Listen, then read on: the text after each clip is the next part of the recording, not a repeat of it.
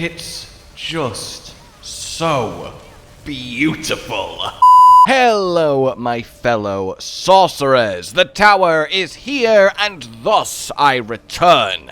Of course, I would not leave you high and dry for the best build to tackle its mighty depths, or heights, I suppose, and get you a firm place amongst the leaderboards. And it's a very interesting build indeed. Obviously, it's Crackling Energy, but because the tower, like the pit, is just all about damage, at least when it comes to pushing it, that's essentially what we've done. Taken Crackling Energy and sacrificed everything that isn't damage related for more damage, and it reaches some quite spectacular heights. Now don't get me wrong, for every other area of the game, the previous build I already went over a week or so into the season still remains on top because of its sheer speed and comfortability. However, now we need that oomph, and to get that oomph, changes and in some cases sacrifices have to be made. But make no mistake, the oomph gained, and I don't say this often, is nutty cuckoo bananas. You will just be pouring out infinite, constant waves of crackling energy damage on everything in front of you, automatically hitting for hundreds of billions, which, yes, compared to those paladin freaks is whatever, but for us is magnificent as you plow through. And we only have to compete against other sorcerers, so that's not like that's even really a problem. In any case then, yeah, this is going to take full advantage of a few really neat synergies that we just kind of didn't need to take advantage of before. Namely, yeah, those charged flash waves. We now actually have them pouring out constantly, and every single one of those waves is just crackling energy damage on everything it hits, which is obviously kind of ridiculous on top of crackling energy pulsing like normal. We no longer have teleport on the bars because we need to take full advantage of our new unique and get that extra 40% multiplicative damage. So the build is obviously going to be a little bit slower. Everything else we'll get to when we get to, but this ultimately is a lean damage machine if you want to do as well as you can in the new, well, tower. And as you can see, it's certainly doing a great job of that. Just being able to walk around and have those waves pour out of you and just kind of passively kill things you look at as you progress is excellent. Not to mention, the single target damage of Crackling Energy is ridiculous, so bosses just melt. I'm really happy with this tier 100, considering I don't have perfect gear and I don't have a single broken Sanctification. Beginning, as we always do, with a skill tree from me to you. We want to whack 5 points into Arc Lash. You can also choose Spark, just so we have another 5 ranks of a shock skill on our bar, and that's replacing Teleport. We then move on to our core, where we put 5 out of 5 into Chain Lightning, and make sure it's sat on the bar, just to power up Crackling Energy. Obviously, we'll never be pressing it, we'll never be pressing Charge Bolts, and we'll never be pressing Arc Lash. In any case, 5 out of 5 into Charge Bolts, and then down to Enhanced, and then Destructive. These are one of the few points we can actually spare on giving us still a little bit of tankiness, as we are having to cut corners elsewhere. Obviously, as you can see, Shroud of False Death does play a part, so getting some defensive passives back online via that is a huge deal here as well, but we'll talk that more when we get to gear. In any case, we want that, and also on your bars, and again, these 3 you don't press, they're just here to power up Crackling Energy. Then we move on to our defensives, and it just looks so weird and sad to not even have Teleport. Obviously, we'll have the enchantment thanks to Orsivane, but nothing else is doing. It's not on our bars anymore to, again, power up Orsivane, and obviously that means we do get the enchantment for free, so we're still at least teleporting, but it's still... Talking of enchantment, by the way, we do want our first one to be charged bolts. We want enemies that we stun to release charged bolts, because charged bolts is going to trigger those waves of energy. The stun method will come in but a moment. In any case, we do at least want to take Frost Nova, just so we can get down to Mystical, so the Frost Novas that are firing out for free do give us that 15% multiplicative more damage increase. Then we go over to here, grab ourselves Familiar, Enhanced, and then Invoked, so the Familiars that are coming out of Unstable Currents give us that 10% multiplicative damage increase. We still grab Mana Shield, as it is a nice, free, big, chunky damage reduction worth taking, and then 5 out of 5 into your Lightning Spear, because of course it'll be on your bars. We want as many ranks as possible for Crackling Energy, and indeed it's our other enchantment. This ensures that we always have max Lightning Spears up, and the reason we want that is now we do go to Invoked to get that stun, so we'll have max Lightning Spears flying around, all stunning enemies, all releasing charged bolts, all triggering the charged flash aspect, resulting in a lot of damage. Then we go over to Mastery, where we get Inner Flames, because, you know, damage, we need every bit of damage we can get, and then we put 5 out of 5 into Ball Lightning, take it down to Enhanced, and then Wizards to get our Crackling Energy engine online, and this is going to be your still spam cast main thing that you do. We get Invigorating Conduit, so we never run out of mana, though we can no longer really have Static Discharge, as we need to cut points to get maximum damage everywhere, though thankfully we can get this back in a Tempering, so that's nice too. Over to Ultimates, where we want 1 in Permafrost, just so we can get max Icy Touch and maxed Hoarfrost. Hoarfrost synergizing, of course, with the Frost Novas going on, which is really, really nice. This is some big damage, as is max and Elemental Synergies, as the entire board is just Shock, Board, Skill Bar, and this is huge for us. We don't have the spare points for Evocation, which again is really, really sad, but thankfully we don't need it, because the amount of Crackling Energy pumping out already means we have permanent Lightning Spears, and we have permanent unstable currents, so more cooldown reduction doesn't actually do anything for us. We then grab Coursing Currents, as it's slightly more effective than Conduction, to get max Convulsions, to automatically pick up Crackling Energy, and again, big damage. 5 out of 5 into Unstable Currents, and then we get Prime for the attack speed, and Supreme, so that Crackling Energy pulses faster to get more cooldown reduction onto Unstable Currents to make sure it is permanently up, and of course, Overflowing Energy remains our key passive of choice. This then is our very lean damage-oriented tree, and there's not really any other decisions you kind of could make. Every shock skill on the bar needs to have 5 ranks in it for maximum damage, which is already a lot of skill points spent, and then we have to take the max damage nodes everywhere. So 3 out of 3 Glass Cannon, we have to take 3 out of 3 Inner Flames, we have to take 3 out of 3 Icy Touch and Hoarfrost, we have to take 3 out of 3 Elemental Synergies, we have to take 3 out of 3 Convulsions.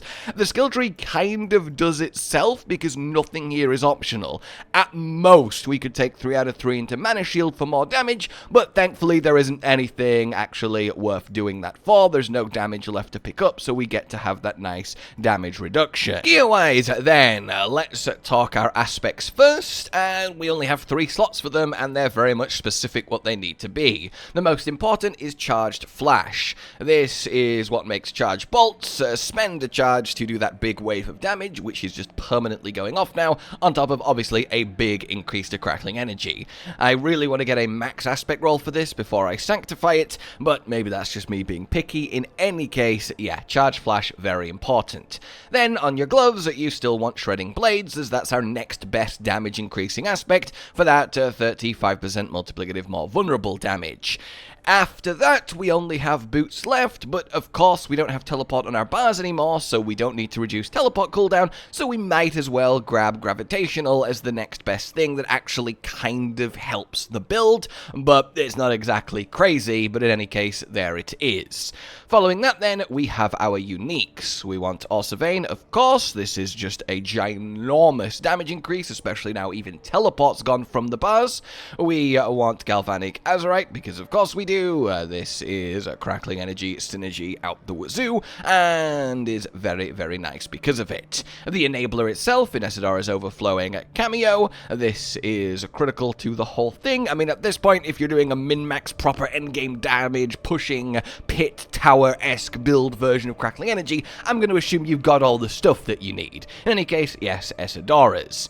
After that, we still want temerity, because it's essentially our entire survivability with the barrier that it gives, and then a combo with a life on hit roll somewhere on our gear. This is how you stay alive, despite having sacrificed everything else for damage.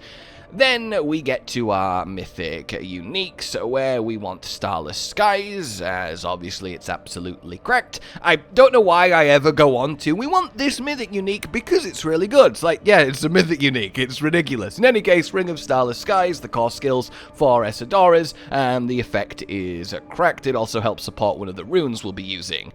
Then the two big changes. Before, we used Raiment of the Infinite and Harlequin Quest to just make the build fly quite literally with insane speed and a natural 1 second teleport cooldown that was reduced to nearly 0.1. Now that doesn't matter because we need damage. So we replace our Harlequin Crest with Air of Perdition.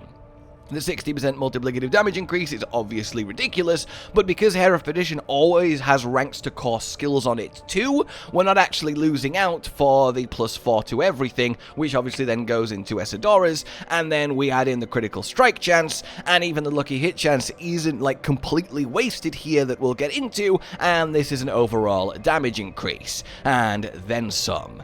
After that, we replace our Raiment of the Infinite with Shroud of False Death. That +1 to all passives is just about more damage than extra 5 ranks of Glass Cannon, though it is weirdly close. But that said, the all stats on top really takes it over the edge, and obviously if you get a lucky Sanctify with quality, you can get +2 to all passives, which is what you want here, and at that point it's absolutely ridiculously busted.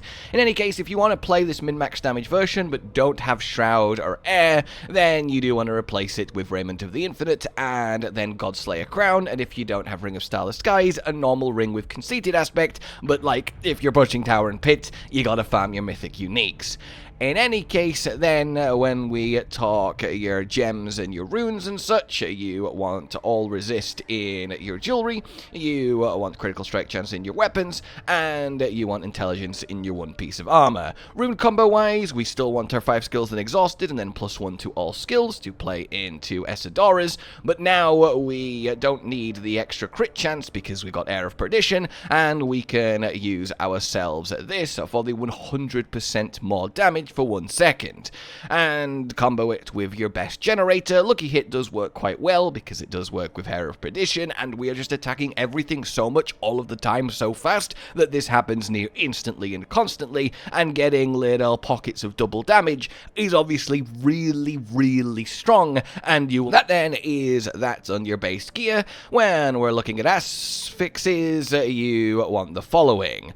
You want life on hit, critical strike chance, cooldown reduction, and then either max life or intelligence on your focus. On your boots, you want intelligence, max life, armor, and ranks 2 ball lightning. On your gloves, you want intelligence, cooldown reduction, critical strike chance, and ranks to core skills. So I still need a better pair of gloves, but I've still not found one better than even this, so yay. In any case, that is that then. For your tempering and your masterworking, you want a chance for Crackling Energy to zap additional targets on your focus. You want static discharge to make up for not being able to put points into it anymore on your boots. And then you want Crackling Energy damage on your gloves. For your big hit, you want to get the ranks to cost skills on orsivane. You want to get the chance for Crackling Energy on your focus. You want the ranks of convulsions on your azurite. You want the ranks to cost skills on Starless Skies. You want the Crackling Energy damage on esadoras. You want the ranks to ball lightning on your boots. On your temerity, doesn't really matter, armor or health is fine. You want the ranks to cost skills on your gloves. You want the all stats on your false death, and you want the ranks to cost skills on your Air of Perdition. For your divine gifts, it remains much the same. You want 20% more armor. You want 20% increased resistance, and you want the Fortify going on, and finally then you gain a barrier after becoming injured. This one is the least important by far, but hey, it's something. The main deal is the armor and the resistance, everything else is kind of whatever. Then Sanctification. Oh, it's a really fun system, but by God does it really reward those blessed by Lady Luck. In any case, of course, your ideal sanctifies across your gear. You want the Grandfather effect for the increased critical hit chance. You want to get the Harlequin Crest effect. You want to get another copy of your Starless Skies effect. On Shroud of False Death, you want item quality, so you get +2 to all passives. Those are like the big ones. After that, you want damage increasing aspects like Conceited, and then following that, just raw damage increase to lightning isn't bad either. Like, I got cold damage on Air of Perdition, but, you know, really would have liked that to have been lightning. Then just general ranks to skills. Intelligence is going to serve you well. For your mercenaries, your reinforcement being Rahir to just give you bubbles of don't die is nice, and then Subo as your main, chiefly to take it down to opening fire, so you get that 25% multiplicative crit chance increaser. I normally don't do this, because, you know, it's potions and stuff, but we are pushing, so we want min-max damage, and for that you want Elixir of Precision, and you want to make sure you get as much intelligence as you can from your incenses, so that's the way there. When it comes to how to play it, it's exactly the same as normal. You're going to take your ball lightning button, and you're going to hold it down, and that's all well and good. After that, you're going to teleport through with your teleport enchant for free, but obviously, because we don't have normal teleport, you are still going to want to stutter step move to progress through. Then you're going to use Lightning Spear on cooldown every time it comes up, and you're going to use Unstable Currents on cooldown every time it comes up. Other than that, you are done. Mash Lightning Spear and Stable Currents, hold down Ball Lightning, move and teleport forward. Make sure you aim your front-facing self at the pack of enemies. As you can see, that's where the charged flash comes out of. So don't be walking past a pack of enemies and then you're facing the wrong way. Make sure you turn round so you're actually hitting it with the charged waves. And make sure to stand on top of elites and bosses so your Crackling Energy is hitting it as much as possible. But just always be aware of where your waves of charged flash are actually hitting. Other than that, you just don't stop and enjoy. For your Paragon, not a huge amount has changed. If you have more points than me, then you don't even have to make any choices really, because you'll have enough to just get anything. But in any case, if you do have more points than me, obviously grab all of the damage nodes that I've not been able to grab yet. And you can give up defensive nodes to do it if you really want to push damage, but at a certain point you will just be too squishy and you will go splat. So the balance is kind of needed. In any case, grab yourself Resilience, grab yourself Elementalist up to the first glyph slot where we slot and activate Charged, get yourself Studied and Elemental Balance, and then on we move. Grabbing Insulated as we go past it, and then straight up here to the glyph slot where we slot and activate Tactician. Still activated by our teleport enchantment, thankfully, so we can take advantage of it despite nothing actually being on our bars. Then we grab Electro as well before heading up to get the extra damage to stunned enemies with Paralyzing, as we will be hitting stunned enemies nearly all the time. Then we want to head around to the Legendary node where we grab Static Surge and then past Blessing into the next board. Arrange so the glyph is in the bottom left, go down to said glyph, here you'll find Destruction, and make sure you get every little bit of dex in the area to power it up as much as possible. Devastate and Galvanic Catalyst too. Then we want to head up and round through Conduit as we then go down and pick up Ceaseless Conduit. We also grab ourselves a Foost Resilience, and here if you have more points you can go out and get Insulated, even down to Shelter as well, which will help keep you alive. And again, extra points, grab all of this extra damage nodes that I've not been able to yet. Then we move on to the next board, northwards. You want the Legendary node placed in the bottom right, which is Enchantment Master, and then we head up, grab Blessing to this Intelligence intelligence, where we go left, grab ruinous, grab toughened, and then continue on to the glyph slot with tactical and with elemental balance. Then we have ourselves Eliminator. We need to get through elites as fast as possible, and this is a specific huge increase to damage on them, though you do have a couple choices. It's not the end of the world if you just use exploit, and you also can use something like Imbiber, where if you spam your potion button and get rid of all your potions, you can get a nice 20% multiplicative damage increase, which is pretty good, but it requires you to be constantly on it, getting rid of potions as you get them, and it's kind of annoying, and the reward isn't that much more damage than Eliminator, though technically it is if you really want to min-max, so do consider that.